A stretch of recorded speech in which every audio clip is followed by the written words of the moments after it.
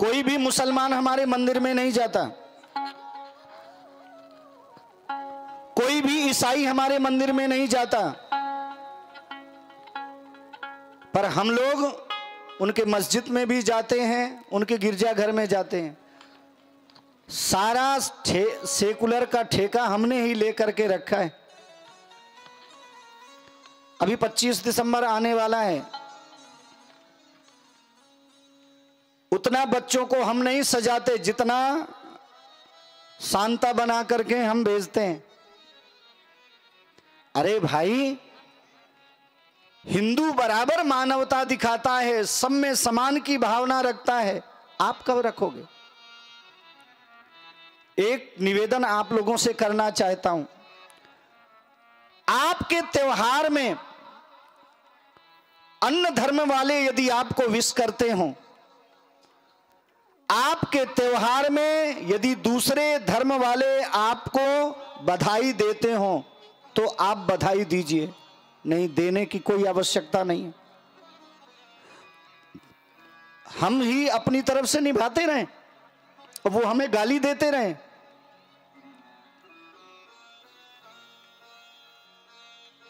उनसे कह देना, तुम्हारे यहां पर हम जब आएंगे जब तुम हमारे मंदिर में आओगे।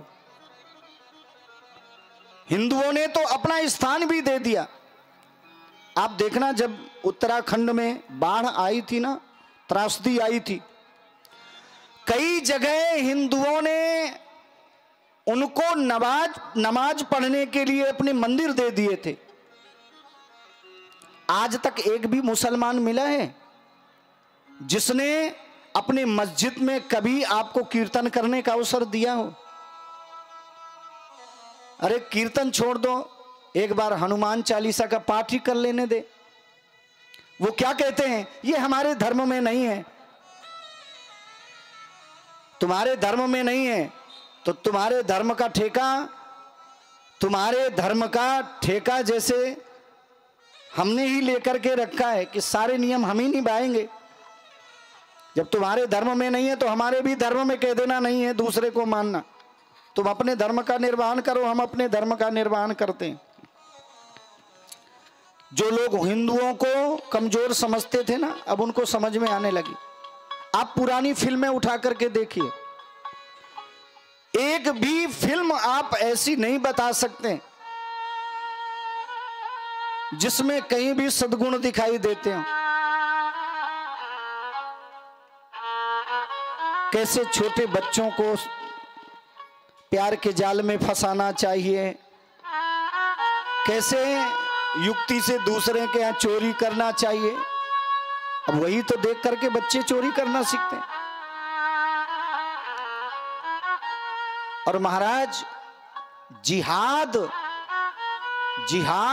इतना ज्यादा हावी हो गया है, अब आपको सावधान होने की जरूरत है।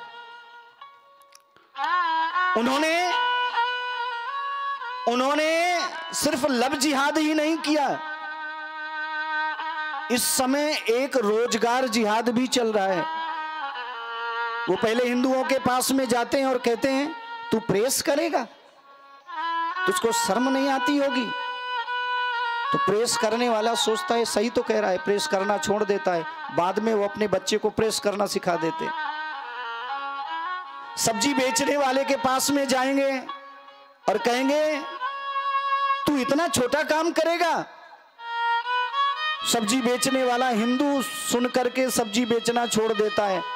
आज आप पूरे भारत की मंडियों को उठा करके देख लेना,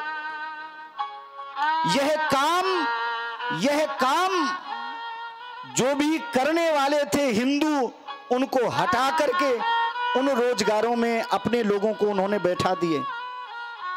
और इतना ही नहीं, प्रेस करने वालों में उन्होंने लगा दिया, बाल बनाने वालों की जगह उन्होंने अपने बच्चों को बैठा दिए। और तो छोड़ो, बैंड बाजा वालों के पास में गए, उनसे बोले कि आप बैंड बाजा बजाओगे, आपको शर्म नहीं आएगी? इतना छोटा काम कर रहे हो। उन्होंने बैंड बजाना छोड़ दिया तो अपने बच्चों को उन्होंने बैंड बजवाना चालू कर दिया।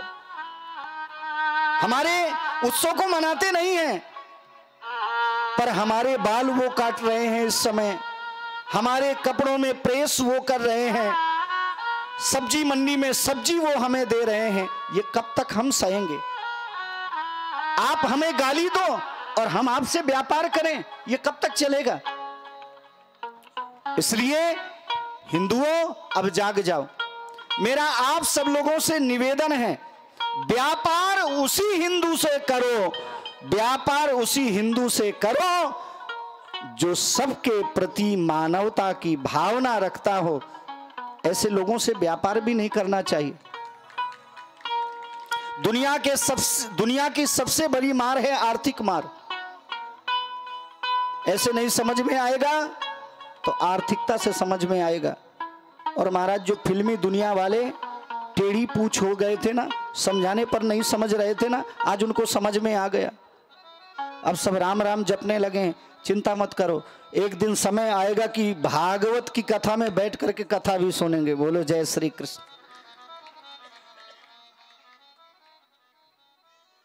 हम किसी को सताना नहीं चाहते।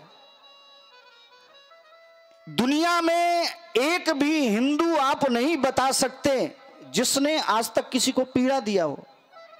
एक भारत ही वो देश है जिसने सभी धर्मों का आदर किया है। मैं भी कहता हूं सभी धर्मों का आदर करना चाहिए, पर हम आदर करें और आप हमें गाली दो, कब तक चलेगा साहब?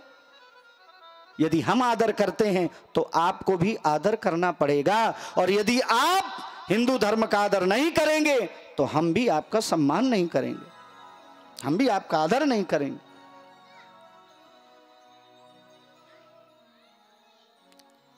इसलिए हिंदुओं, एकता रखो। कभी भी किसी हिंदू के विषय में कोई दूसरा खड़ा होकर के अपशब्द कह रहा हो तो सब एक होकर के उसका साथ दिया करो। वहां पर भूल जाया करो कि हम कौन हैं।